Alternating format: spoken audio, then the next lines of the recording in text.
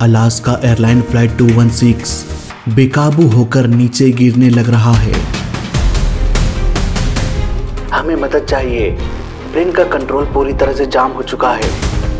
Maintenance team ने साफ साफ कह दिया कि हम यहाँ से कुछ नहीं कर सकते, आपको जो सही लगे आप वो करो।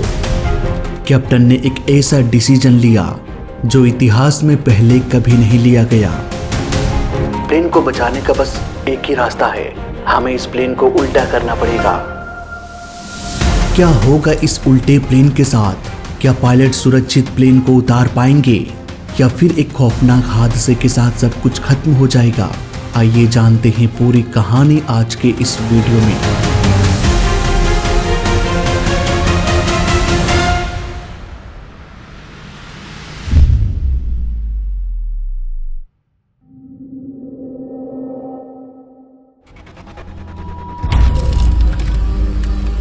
साल 1997।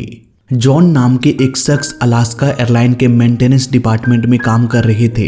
इन्होंने देखा कि प्लेन का मेंटेनेंस टाइम पर नहीं हो रहा, अगर लेट से भी हो रहा है तो जल्दीबाजी में की जा रही है। इन्होंने कई सारी गड़बड़ियों को नोटिस किया और अलास्का एयरलाइन को कंप्लेन भी किया। इन्होंने जेक्स क्रू को चेंज करने की बात भी कही, लेकिन कुछ हुआ नहीं। अलास्का एयरलाइन ने कह दिया कि हमारे यहाँ तो ऐसा ही होता है, लेकिन जॉन ने हार नहीं माना। सारे सबूत इकट्ठा करके साल 1998 में वो पहुंच गए फेडरल एविएशन एडमिनिस्ट्रेशन के पास। कंप्लेन के बाद अलास्का एयरलाइन में रेड भी हुई, लेकिन बाद में सब सेटलमेंट हो गया। जॉन की कहानी मैं इसलिए बता रहा हूं क्योंकि अगर फेडरल एविएशन एडमिनिस्ट्रेशन या अलास्का एयरलाइन खुद जॉन की बातों को सीरियस लेते तो मुझे ये वीडियो बनाने की जरूरत ही नहीं पड़ती। अब सीधे आते हैं इस केस के 2 साल बाद। 31 जनवरी साल 2000 Puerto Vallarta international airport Mexico MD-83 model का एक विमान उड़ान भरने की तैयारी कर रहा था। इस प्लेन को अलास्का एयरलाइन ऑपरेट कर रही थी। Call sign flight 261। ये MD-83 MD-80 का अपडेटेड मॉडल था और MD-80 DC-9 का अपडेटेड मॉडल था। ये प्लेन बाकी के कंपैरिजन में अधिक यात्रियों के साथ उड़ान भर सकता था। यहाँ तक कि इंजन में भी काफी इंप्रूवमेंट किया गया। इसमें दोनों इंजन प्लेन के टेल में फिट किया गया। फ्लाइट 216 अब तक 26,584 घंटों तक उड़ान भर चुका था और 14,315 बार टेक ऑफ और लैंडिंग कर चुका था। आज इस प्लेन को San Francisco international airport California US जाना था और फिर यहाँ से सियाटल इंटरनेशनल एयरपोर्ट वाशिंगटन जाना था। इस प्लेन को 2 हाईली एक्सपीरियंस पायलट उड़ाने वाले थे। कैप्टन टेड थॉमसन 53 वर्ष के थे।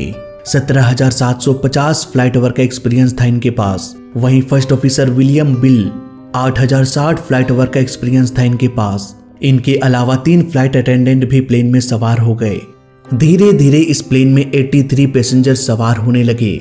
दोपहर के 1:37 अलास्का एयरलाइन फ्लाइट 216 मेक्सिको से उड़ान भरा। धीरे धीरे प्लेन अपने मैक्सिमम ऊंचाई की ओर निकल पड़ा। ATC ने कहा 31,000 फीट के एल्टीट्यूड पर चले जाइए। ये सफर करीब 4 घंटों की होने वाली थी, लेकिन प्लेन में गड़बड़ी उड़ान के कुछ ही मिनटों बाद शुरू हो गई जब यह प्लेन 20,000 फीट के एल्टीट्यूड को क्रॉस कर रहा था। इसके बारे में उस वक्त किसी को भी पता नहीं था। मेंटेनेंस कंट्रोल फैसिलिटी को एक कॉल आया। ये कॉल अलास्का एयरलाइन फ्लाइट 261 से की गई थी। कैप्टन ने कहा कि मैं अलास्का एयरलाइन 261 से बोल रहा हूँ। हमारे प्लेन का हॉरिजॉन्टल स्टेबिलाइजर जाम हो गया है, हम इसे कंट्रोल नहीं कर पा रहे हैं। ट्रिम सिस्टम बिल्कुल भी काम नहीं कर रहा है। कृपया हमें जानकारी दें कि आगे क्या किया जाए। मेंटेनेंस टीम ने इतिहास के सारे रिकॉर्ड्स को निकाल दिया, लेकिन फिर भी उन्हें समझ में नहीं आया कि आखिर हॉरिजॉन्टल स्टेबिलाइजर जाम कैसे हो सकता है। अंत में थक हार कर मेंटेनेंस टीम ने भी ये कह दिया कि फ्लाइट 261, हमने अपने स्तर से सब कुछ करके देख लिया है, पर हमें असली गड़बड़ी की वजह पता नहीं चला। इसलिए मैं आपको सजेस्ट करता हूं कि आपको जो सही लगे आप वो करो। अब इस सिचुएशन से बस आपको ही डील करना है। कैप्टन ने आगे बताया कि हम लगातार प्लेन के एल्टीट्यूड को खोते जा रहे हैं। लगातार हम प्लेन के योग को पीछे खींचे हुए हैं, तब जाकर प्लेन स्टेबल है। जैसे ही हम योग को छोड़ते हैं वापस से प्लेन नोज डाइव करने लग रहा है। कैप्टन लगातार योग पर 44 न्यूटन का फोर्स लगा रहे थे। काफी देर बातचीत करने के बाद भी कोई उपाय नहीं निकला। कैप्टन ने आगे डिसाइड किया कि वो सैन फ्रांसिस्को एयरपोर्ट ना जाकर लॉस एंजलिस एयरपोर्ट में लैंड कर जाएंगे। कैप्टन ने अपने अलास्का एयरलाइन कंपनी से बात भी किया, लेकिन अलास्का एयरलाइन चाहते थे कि प्लेन को डाइवर्ट ना किया जाए। वो तरह तरह के प्रॉब्लम्स गिनाने लगे, जैसे कि यात्रियों को सैन फ्रांसिस्को जाना है, लॉस एंजलिस में उतार दोगे तो प्रॉब्लम होगी, समय की भी बर्बादी होगी और अगली फ्लाइट और भी डिले हो सकती है। इस तरह से बातों बातों में पायलट को प्रेशराइज किया गया। इसके कुछ देर बाद प्लेन में प्रॉब्लम बढ़ने लगी। इन प्रॉब्लम्स को देखते हुए कैप्टन ने यह डिसीजन बना लिया कि हम लॉस एंजलिस एयरपोर्ट पर ही लैंड करेंगे। एटीसी ने कहा कि ठीक है, अब लैंडिंग की तैयारी करें, लेकिन कैप्टन ने ऐसा नहीं किया। कैप्टन ने कहा कि मुझे सबसे पहले 10,000 फीट के एल्टीट्यूड पर आना है, प्लेन के कंट्रोल के सेटिंग को भी बदलना है। इसके बाद ये सुनिश्चित करना है कि हम प्लेन को कंट्रोल कर भी पाएंगे या नहीं। एटीसी ये सब बात सुनकर समझ गए कि प्लेन के साथ बहुत बड़ी गड़बड़ी हो चुकी है। हालांकि वो गड़बड़ी क्या थी, अब भी एटीसी को समझ में नहीं आ रहा था। कैप्टन ने फिर से कहा कि हम एक टेस्ट फ्लाइट करना चाहते हैं। हमें नहीं पता कि हम प्लेन को कंट्रोल कर पाएंगे या नहीं, इसलिए हम इस टेस्ट को समुद्र के ऊपर करने जा रहे हैं, ताकि अगर हम नाकाम हो जाए तो ग्राउंड में कोई नुकसान ना हो। इनकी बातों से ये तो समझ में आ चुका था कि प्लेन की हालत इतनी गंभीर हो चुकी है कि वो किसी भी वक्त आउट ऑफ कंट्रोल होके क्रैश हो सकता है। इसलिए कैप्टन प्लेन को समुद्र के ऊपर ही उड़ाना चाह रहे थे। कैप्टन का प्लान एकदम सिंपल था। अगर वो प्लेन को कंट्रोल कर पाते हैं तभी वो एयरपोर्ट की ओर बढ़ेंगे। अगर वो कंट्रोल नहीं कर पाते तो 88 लोगों से भरे इस विमान को वो समुद्र में क्रैश करा देंगे। अक्सर कई बार ऐसे डिसीजंस लेने पड़ते हैं। कई बार मौत का अंदेशा पहले से ही हो जाती है। कैप्टन को भी शायद ये अंदेशा हो चुका था, फिर भी वो आखिरी कोशिश में लगे हुए थे। पर उनकी ये आखिरी कोशिश आखिरी ही बन के रह गई। 4:21 में ये प्लेन समुद्र में क्रैश हो गया। प्लेन में सवार सभी 88 लोगों की मौत हो गई। कोलिजन इतनी तेज थी दोस्तों कि प्लेन चूर चूर हो गया। उसी वक्त दूसरा प्लेन उसी एयर स्पेस में उड़ रहा था। उन्होंने सब कुछ एटीसी को बताया कि एक बहुत बड़ा हादसा हो चुका है। अलास्का एयरलाइन फ्लाइट 261 समुद्र में क्रैश हो चुका है। हादसे के बाद बड़े बड़े मिलिट्री शिप्स का इस्तेमाल किया गया प्लेन के मलबों को रिकवर करने के लिए। प्लेन का ज्यादातर मलबा पानी में डूब चुका था। इन्हें खोजने के लिए सोनार का इस्तेमाल किया गया। Remotely operated under water submarine को पानी के अंदर भेजा गया। प्लेन का 85% मलबा जल्द ही मिल गया, जिसमें प्लेन का टेल का पार्ट भी शामिल था। प्लेन का फ्लाइट डाटा रिकॉर्डर जो प्लेन में हो रहे हर एक एक्टिविटी को रिकॉर्ड करता है, और प्लेन का कॉकपिट वॉइस रिकॉर्डर जो लास्ट के 30 मिनट कॉकपिट में हुए बातचीत को रिकॉर्ड करता है। इन दोनों ब्लैक बॉक्स को भी समुद्र से रिकवर कर लिया गया। आखिर उड़ान के 2 घंटे बाद ऐसा क्या हुआ था? कैसे हॉरिजॉन्टल स्टेबिलाइजर जाम हो गया? स्टेबिलाइजर अगर जाम था तब भी तो पायलट दूसरे कंट्रोल्स का इस्तेमाल कर पा रहे थे, फिर कैसे इतना बड़ा हादसा हो गया? आखिरी वक्त में पायलट ऐसा कौन सा टेस्ट करने वाले थे? आखिर वो टेस्ट कभी सफल क्यों नहीं हुआ? क्यों पायलट ने कभी भी मेडे कॉल नहीं किया? ऐसे बहुत सारे सवाल थे जिनका जवाब हमें ब्लैक बॉक्स के डेटा से मिलने वाला था। तो आइए एक बार फिर से समय में पीछे चलते हैं और हर एक सीक्वेंस को बारीकी से समझने की कोशिश करते हैं आज के इस इन्वेस्टिगेशन वीडियो में। इस इन्वेस्टिगेशन की शुरुआत करते हैं उड़ान के कुछ देर बाद से, जब पहली बार प्लेन के हॉरिजॉन्टल स्टेबिलाइजर में प्रॉब्लम हुई। ये प्लेन का विंग्स है जो एयर प्रेशर क्रिएट करता है, जिससे प्लेन को लिफ्ट मिलता है। ऐसे में प्लेन का नोज अचानक या अनकंट्रोल्ड तरीके से ऊपर ना उठे, वो स्टेबिलाइज्ड रहे। इसके लिए प्लेन के टेल में हॉरिजॉन्टल स्टेबिलाइजर होता है जो जरूरत पड़ने पर प्लेन के नोज को ऊपर या नीचे कर सकता है। अच्छी बात यह है कि प्लेन का auto pilot automatically horizontal stabiliser को कंट्रोल कर सकता है, ताकि पायलट पर ओवरलोड ना पड़े और वो आराम से प्लेन उड़ा सके। ये हॉरिजॉन्टल स्टेबिलाइजर एक स्क्रू जैक से कनेक्टेड होता है। इसका वर्किंग एकदम सिंपल है। ऊपर में 2 मोटर लगा होता है। ये गियर बॉक्स और ये जैक स्क्रू है। ये एक नट है जो मूव नहीं होता और इस जैक स्क्रू को जरूरत के हिसाब से ऊपर नीचे जाने देता है। इसके ऊपर और नीचे स्टॉपर लगा होता है ताकि एक लिमिटेड मूवमेंट हो, ना जरूरत से ऊपर जाए और ना जरूरत से नीचे। जब पायलट ट्रिम स्विच का इस्तेमाल करते हैं तो मोटर जैक स्क्रू को अप डाउन कर सकता है और ये स्क्रू कनेक्टेड होता है हॉरिजॉन्टल स्टेबिलाईजर से। नतीजा ये भी अप डाउन होने लगता है और इस तरह से प्लेन का नोज ऊपर या नीचे जा सकता है।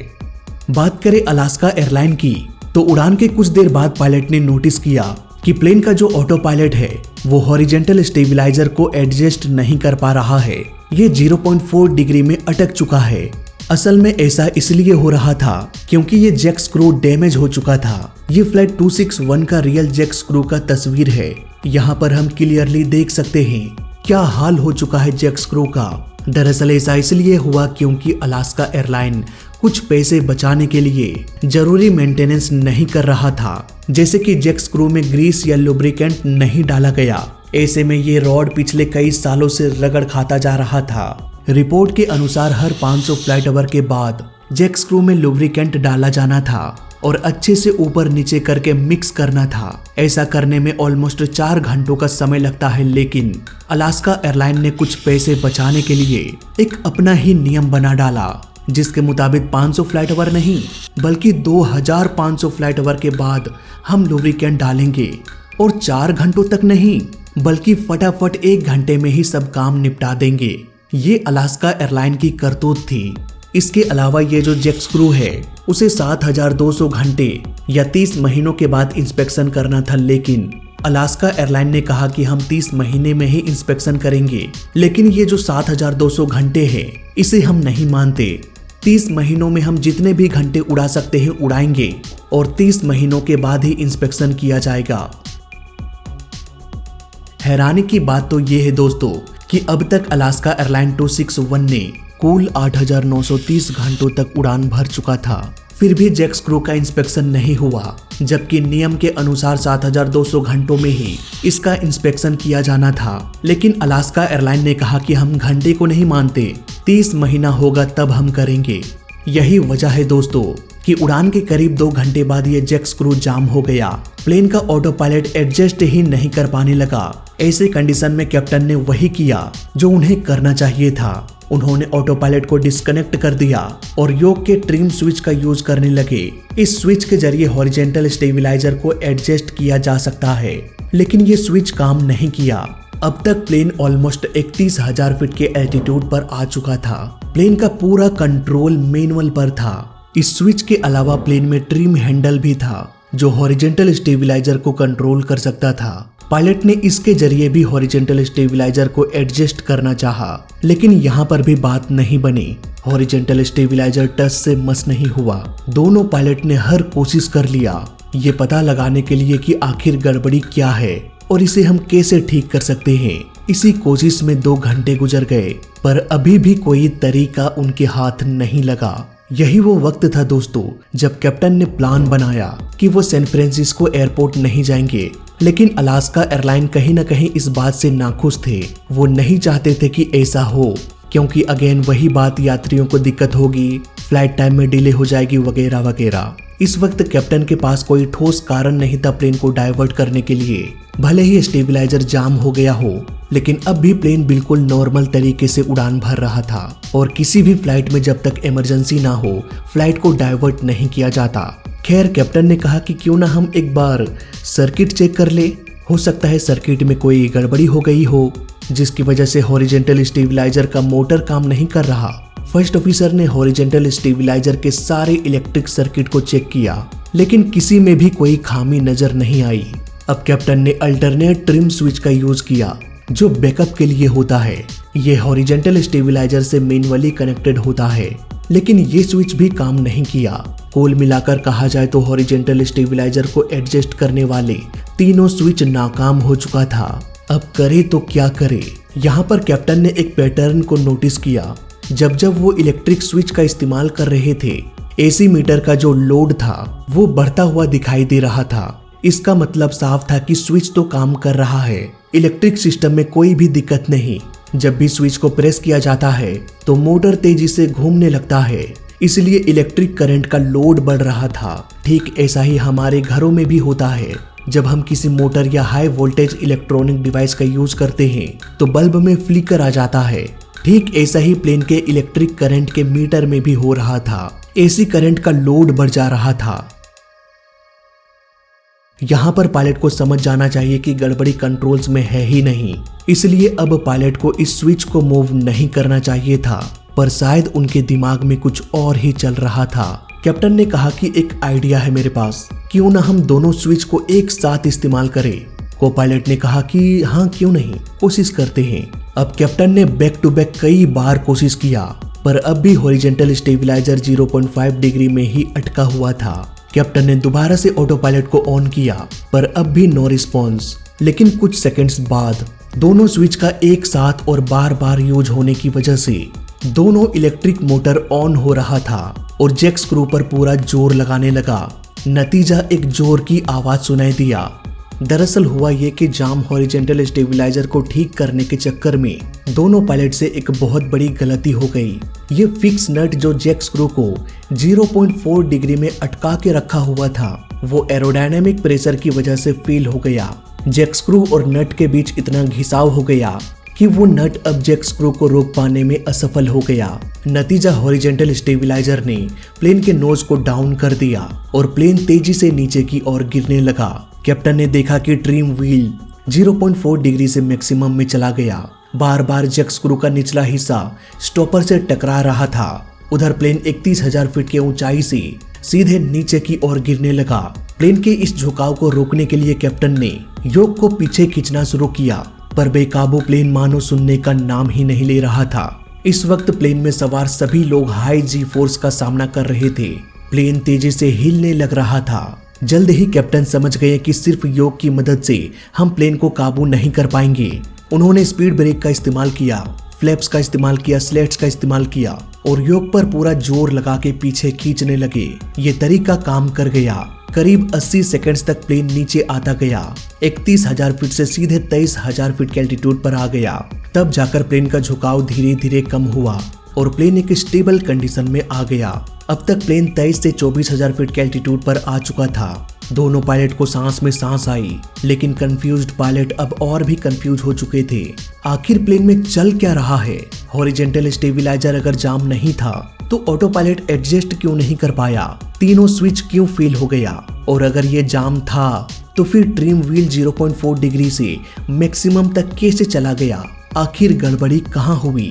इसका पता लगाने के लिए उन्होंने मेंटेनेंस कंट्रोलर से कांटेक्ट किया। जैसा कि मैंने स्टार्टिंग में ही बताया कि कंट्रोलर ने कह दिया कि हमारे पास इसके बारे में कोई भी जानकारी नहीं है, आपको जो सही लगे वो करो।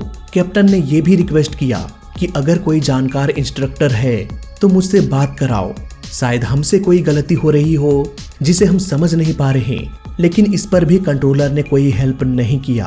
कोई ऐसा एक्सपीरियंस पायलट ही नहीं था जो इस तरह के प्रॉब्लम्स को समझ पाता। अब कैप्टन ने लॉस एंजलिस एटीसी से संपर्क किया और कहा कि हमारे कंट्रोल्स में कुछ गड़बड़ी हो गई है, इसलिए मेरे रूट के सारे प्लेन्स को ब्लॉक कर दो। आगे कैप्टन ने पूछा कि लॉस एंजलिस एयरपोर्ट का वेदर कंडीशन कैसा है, हम इसी एयरपोर्ट में लैंड करेंगे। एटीसी ने कहा ठीक है, आप लैंडिंग की तैयारी करें। यही वो वक्त था दोस्तों जब पायलट ने ऐसा डिसीजन लिया जिसने सैकड़ों लोगों की जान बचा लिया। कैप्टन ने कहा कि मुझे तो अभी 10,000 फीट के एल्टीट्यूड पर आना है और विमान का कॉन्फ़िगरेशन भी चेंज करना है। दरअसल पिछले 2.5 घंटों से पायलट योग को थामे हुए थे। स्पीड ब्रेक, फ्लैप्स, योग सब अपना अपना काम कर रहा है या नहीं, सब कुछ समझने के बाद ही लैंडिंग हो सकती थी। इसलिए लैंडिंग से पहले कैप्टन ने कंट्रोल सरफेस की सारी सेटिंग चेक करना सही समझा, वो भी समुद्र के ऊपर, ताकि इन केस अगर कोई गड़बड़ी हो जाए तो प्लेन समुद्र में क्रैश हो, ना कि किसी सिटी में। कैप्टन ने स्लेट्स का यूज किया, फ्लैप्स को 11 डिग्री पर सेट किया, लेकिन प्लेन में ज्यादा कुछ बदलाव हुआ नहीं। फिर वापस से उन्होंने दोनों को रिट्रैक्ट कर लिया। तभी एक तेज आवाज सुनाई दिया जिसे कॉकपिट वॉइस रिकॉर्डर ने भी रिकॉर्ड किया। ये आवाज जैक स्क्रू के टूटने की थी। दरअसल एरोडायनेमिक प्रेशर की वजह से हॉरिजॉन्टल स्टेबलाइजर अप डाउन हो रहा था, जिसकी वजह से जैक स्क्रू का स्टॉपर बार बार नट से टकरा रहा था और अंत में ये टूट गया। इसके टूट जाने की वजह से हॉरिजॉन्टल स्टेबलाइजर अपने मैक्सिमम पोजीशन से भी अधिक टिल्ट हो गया। नतीजा प्लेन इतनी तेजी से नीचे की ओर गिरने लगा जितना कि उसे गिरने के लिए बनाया ही नहीं गया। प्लेन नोज के बल अब तेजी से समुद्र की ओर गिरने लगा। यही वो वक्त था दोस्तों जब एक दूसरा प्लेन उसी एयर स्पेस में मौजूद था। उन्होंने इस गिरते हुए प्लेन को देखा और तुरंत एटीसी को सब कुछ बताया। एटीसी ने फ्लाइट 261 से कांटेक्ट करने की कोशिश किया पर उन्हें कोई भी जवाब नहीं मिला। शायद इसलिए क्योंकि दोनों ही पायलट बेकाबू प्लेन को कंट्रोल करने में लगे हुए थे। एविएशन में एक रूल है कि जब तक प्लेन आपके काबू में नहीं है सबसे पहले प्लेन को काबू करो, तब एटीसी से बात करना। प्लेन का झुकाव कम होने का नाम नहीं ले रहा था। धीरे धीरे ये प्लेन रोल करने लगा। इसी दौरान को पायलट ने मेडे कॉल किया लेकिन वो रेडियो को ऑन करना भूल गए, इसलिए एटीसी को कोई भी मेडे कॉल रिसीव नहीं हुआ। धीरे धीरे प्लेन का झुकाव बढ़ते बढ़ते -70 डिग्री नीचे झुक गया। अब कुछ ही सेकंड्स बचा हुआ था क्रैश होने में, लेकिन कैप्टन अब भी हार मानने को तैयार नहीं थे। कैप्टन को यहाँ पर एक और रास्ता दिखाई दिया। उन्होंने शायद ऐसा सोचा होगा कि अगर प्लेन का हॉरिजॉन्टल स्टेबलाइजर प्लेन के नोज को नीचे गिरा रहा है तो अगर हम प्लेन को उल्टा कर दे तो प्लेन का हॉरिजॉन्टल स्टेबलाइजर नोज को ऊपर उठाने लगेगा और शायद ऐसा करने से एक बार फिर से हम प्लेन को स्टेबल कर पाएंगे। कैप्टन ने अब धीरे धीरे प्लेन को अपसाइड डाउन कर दिया, यानी कि ऊपर का हिस्सा नीचे और नीचे का हिस्सा ऊपर। कैप्टन का अंदाजा बिल्कुल सही निकला। प्लेन का झुकाव धीरे धीरे कम होते होते -70 डिग्री से -28 डिग्री कम हो गया। प्लेन करीब 1 मिनट और लगातार अपसाइड डाउन होकर उड़ता रहा। धीरे धीरे प्लेन का नोज -9 डिग्री कम हो गया। दोनों पायलट अब भी स्ट्रगल कर रहे थे प्लेन के पिच एंगल को स्टेबल करने के लिए।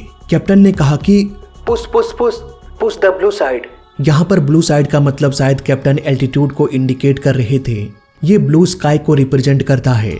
I can't reach it. Okay okay, right rudder.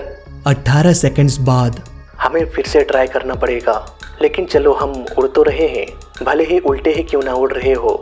अब तक प्लेन अपना एल्टीट्यूड खो चुका था। नीचे आने की रफ्तार भले ही कम हो गया पर अब भी लगातार प्लेन नीचे आ रहा था। नतीजा शाम के 4:21 में प्लेन समुद्र में क्रैश हो गया। एनटीएसबी के अनुसार लुब्रिकेशन का काम 1 घंटे में ही पूरा कर दिया, जबकि इसके लिए कम से कम 4 घंटे लगना चाहिए था। ये गलती एक बार नहीं हुई बल्कि कई सालों से की जा रही थी। इतने कम लुब्रिकेशन में स्क्रू जैक 4 महीने से भी ज्यादा नहीं टिक पाता।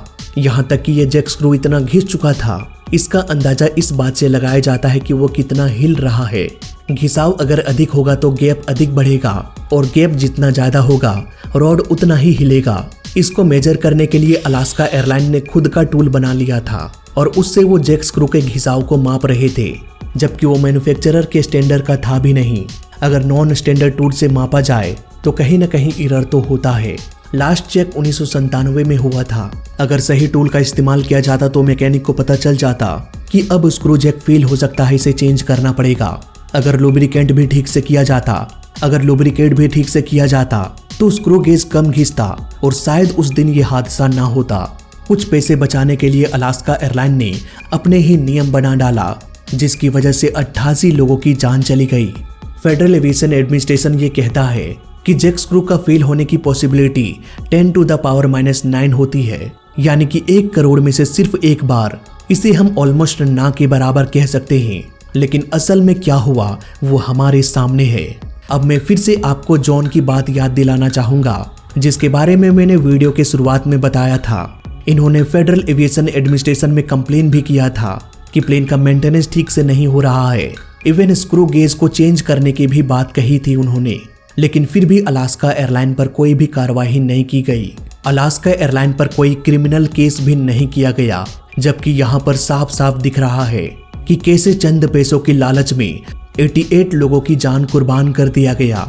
इस हादसे के बाद दोनों पायलट को गोल्ड मेडल से सम्मानित किया गया, जो एक हीरोइक सिंबल होता है। भले ही अब वो जीवित ना हो, एक मेमोरियल पार्क भी बनाया गया है, जहां आज भी लोग आते जाते हैं अपनों को याद करने के लिए। जो अब उनके बीच नहीं रहे। तो ये थी कहानी अलास्का एयरलाइन 261 की। आप में से बहुत से लोग मेरे वीडियोस को देखते तो हैं पर सब्सक्राइब नहीं करते, तो भाई सब्सक्राइब करके जाना। वीडियो अच्छा लगा तो लाइक कर देना, बुरा लगा तो डिसलाइक कर देना, और दोनों ही केस में इस चैनल को सब्सक्राइब कर देना क्योंकि इस चैनल में सीखने के लिए बहुत कुछ है। तो मैं मिलता हूँ आपसे अगली वीडियो में। जय हिंद, वंदे मातरम।